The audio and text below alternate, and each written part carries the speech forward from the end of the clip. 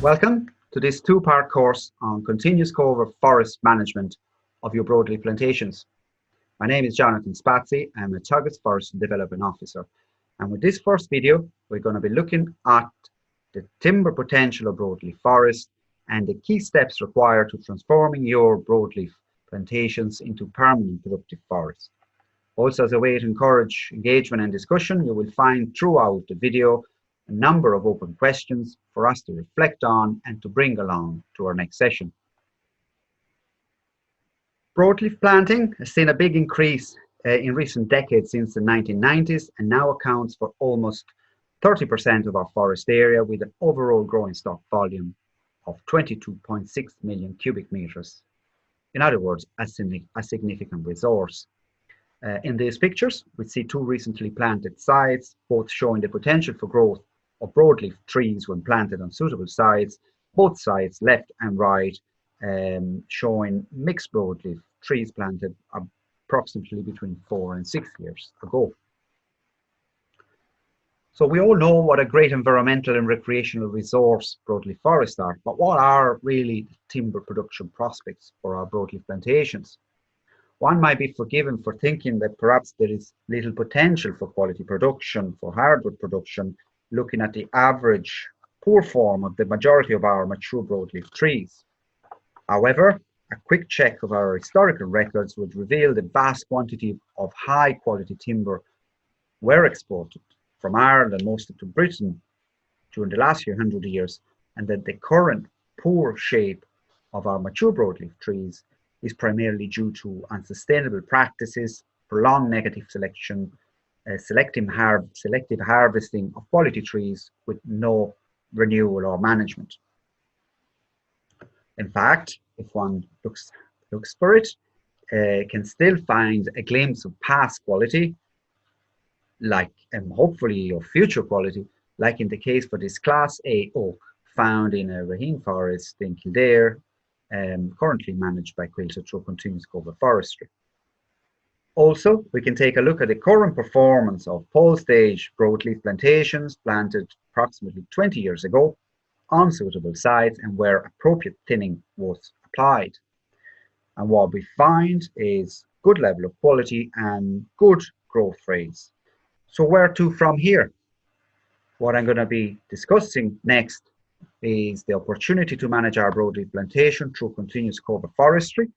Now, continuous cover forestry is a management approach which includes many different management systems and allows for the production of timber and other goods and services without the loss of forest cover at any stage. In particular, we will be discussing the shelterwood system and the close to nature management system. Now, the shelterwood system is a relatively simple management system, prescriptive in nature in the sense that it comes with the clear instructions how to execute it, and in that sense can be considered an extension of the clear felt system. The close to nature management is somehow different, is a more diverse and less prescriptive system. It allows natural process to develop and try to work and harness their benefits and strengths, and in essence is an adaptive and a more reactive system. The shelterwood system is depicted here in the picture, and it's been for centuries the main silvicultural system across Central and Eastern Europe for the production of large quantity of hardwood sawlog. As you can see from the drawing, following decades of progressive thinning and respacing, the trees are brought towards uniform target size. This could be anything between 50 and 70 centimeter diameter at breast height or greater, depending on local requirement. And at this stage, and usually over a period of 10 to 15 years, the forest is felled while a new cohort of young trees is being regenerated in the partial shelter of the remaining trees. Hence the name shelterwood. We can have a uniform shelterwood, a group shelterwood, or a strip shelterwood, depending whether the canopy trees are phased out uniformly over the period, in groups or in strips. But the end result is the same for all types of shelter wood. Leading from shelter woods, and in more recent years, a more integrated approach to forest management has emerged across Europe. This approach has been supported by recent research and advancement in our understanding on how forest works, forest ecosystems work, and it aims to integrate production, biodiversity, and social value at the forest level. This management approach is often called close to nature management, as it is modeled on forest natural succession or evolution phases, as we can see here in the drawing. Natural forest would start from an initial regeneration stage, moving into a pole stage where trees are young and compete with one another. As trees reach seeding age, seedlings and saplings would appear, and as the forest mature further, natural disturbance, for example, wind damage, wind throw, the blowing down of large and mature trees, or indeed harvesting at this point, drives renewal and maintains the forest in a dynamic and productive state. So close to nature management aims to align management practice to this natural succession, and this is the first of the possibly four basic principles then underline close to nature management. The first being it follows natural succession and makes use of natural forest resources like natural regeneration, but also continual soil development. The second principle is that it focuses on careful selection of quality trees for optimizing production. As we mentioned, harvesting mimics or tends to mimic natural disturbance patterns. In Ireland would be primarily small-scale windblow in broadleaf forest.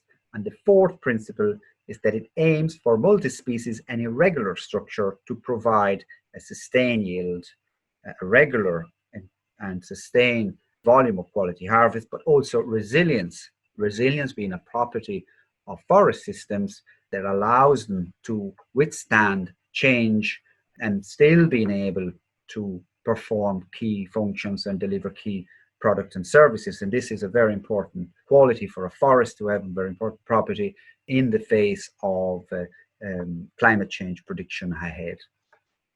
One of the main advocates of close to nature management across Europe is ProSilva Europe, which is an umbrella organization present in many European countries, including Ireland, and is made up by forestry practitioners, ecologists, and forest owners.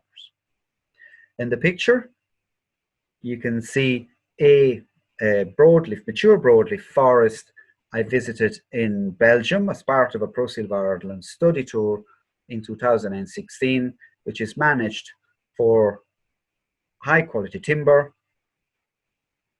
Interestingly, it displays a community firewood scheme, which is very profitable to the owner, and also integrates hunting and foraging. So in all, a very productive and diverse forest indeed. It is very useful at this point to compare the shelterwood and the close to nature system in relation to our current broadleaf plantations. The early stages up to pole stage, there's little or no difference. And as they progress to the semi-mature, mature and a harvesting stage, the two systems start to diverge. It's particularly the shelterwood system will see all the mature canopy trees being phased out point in time in 10-15 years, while in a close to nature system, the harvesting continues and the renewal is spread over an indefinite period. It's important to remind ourselves that within this roadmap developing the transformation vision for our broadleaf plantations, this is where we're at now. We're at the pole stage for the vast majority of plantations, perhaps some of the earlier plantings pushing 30 years and more, starting to move into the semi-mature with very few older estate forest types, perhaps at the mature stage. So here's the first question for us to reflect on and to bring to our next session is, what are the three main differences you can see here between the two management systems? So as mentioned, the focus at this point in time for us really is at the thinning stage. And what we do at this point will affect how the forest will develop in time, moving into the semi-mature and regeneration and the future harvesting stage. So the focus at this point is to select and promote vigorous quality stem through crown thinning. Now, the best way to favor the growth of a selected tree or to any tree is to give its crown space. In the crown, the leaves function as solar panel, capturing the energy from the sun and combining with carbon dioxide into timber, biomass and soil organic matter.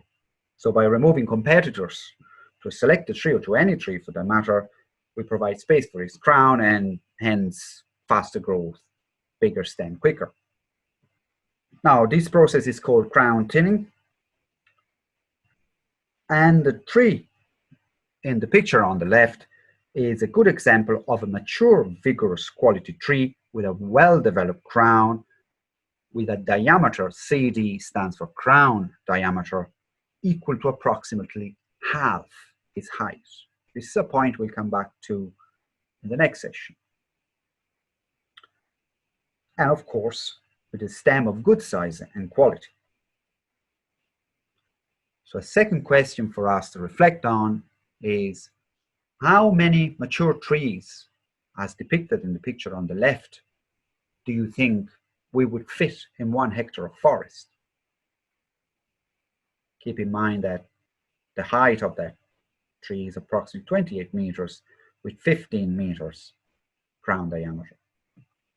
So in relation to crown thinning, classic crown thinning, as for example, as practiced in the shelterwood system, aims to draw stems up by removing some of the competitors of a selected tree in an effort to maximize stem quality by pushing the tree stem further and further up, by forcing the tree up at the expense of some of the tree vigor.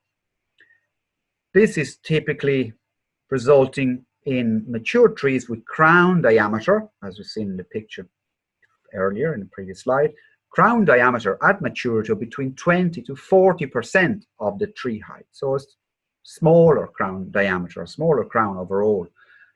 This restricts somehow the growth potential of the tree, leading to a long wait until timber maturity. And we know of 100 to possibly 250 years wait before a tree will reach target diameter usable for solar.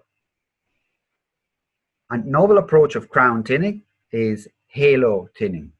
Halo thinning, in a way, does the opposite to classic crown thinning. So in halo thinning, all competitors are removed around a selected tree, hence the name halo, during the pole stage, provided that sufficient stem quality can be maintained to our selected tree using, for example, high pruning. Now, the resulting mature trees from the halo thinning process show typically larger crowns than in the shelterwood system, with 50 to 60% crown ratio to height. And the slide we can see 2 recent research sites I visited in 2016 and 2018. To the left, the Fernerman 30-year free growth oak trial. Free growth is the management where halo thinning is applied, and where researchers found that oak could be grown to 20 centimeter diameter at 20 years, with sustained growth of 1 centimeter diameter at breast height thereafter, which is ahead of expectation for the region. And also the impressive Crumlin 80 years free growth oak again trial in Wales, closer to home, where researchers found that by applying halo thinning to oak, they were able to achieve 60 centimeter diameter 30 to 40 years earlier than expected, in around 88 years instead of approximately 120. Also, beam grade oak could be reached at year 40. And some of the comments also arising from this trial were for other broadleaf, faster growing broadleaf species like sycamore perhaps, ash, alder, birch, etc. Maturity time will be substantially shorter than this. So a third question for us to reflect on is, how fast are your best quality trees growing in your plantation? And what do you think is their average diameter growth per year, measured in centimeters? As we move to our final destination, in other words, when we reach saw log size for our hardwood trees, and as natural regeneration is starting to take place, we can have a look now at what structure we're likely to see and how management will progress from there on. As we mentioned, trees reach a seeding stage, and from seeds, seedlings and saplings. So one feature of mature close to nature forest, productive close to nature forest, our cohort of natural regeneration, also known as the waiting room, as we can see in the drawing and represented in the picture. The name is due to the fact that this cohort of regeneration can remain in waiting for quite a number of years, 5 to 10 years, and still retain enough vitality in order to be able to release one or two vigorous poles, often named sprinters. Now, these poles are able to capture the light that might arise from a gap generated, for example, from harvesting, and really quickly develop into vigorous young trees. So harvesting becomes key at this point as a way to drive the system in terms of renewal, but also in terms of productivity, by releasing, as we mentioned, sprinters from patches of natural regeneration, but also by creating space for young trees to move into medium trees into larger trees, and finally to progress into trees ready for harvest. As we can see in the picture here, a quality oak tree in a forest in County Wicklow, managed through close to nature management for the production of high quality hardwoods. This brings us to the end of this session, where we reviewed and compared the shelterwoods and the close to nature system, and we briefly discussed crown and halo thinning. In the next session, we will focus on the early thinning stage, which is most relevant to the majority of our current broadleaf plantations. And in particular, we'll take a closer look on how to grade our young trees by timber quality and, importantly, vigor. How to find the best trees in our plantations, and how to make sure that those will grow on into beautiful and productive mature trees. Don't forget to have a go at answering the questions presented in the video, and I look forward to meeting at our next session.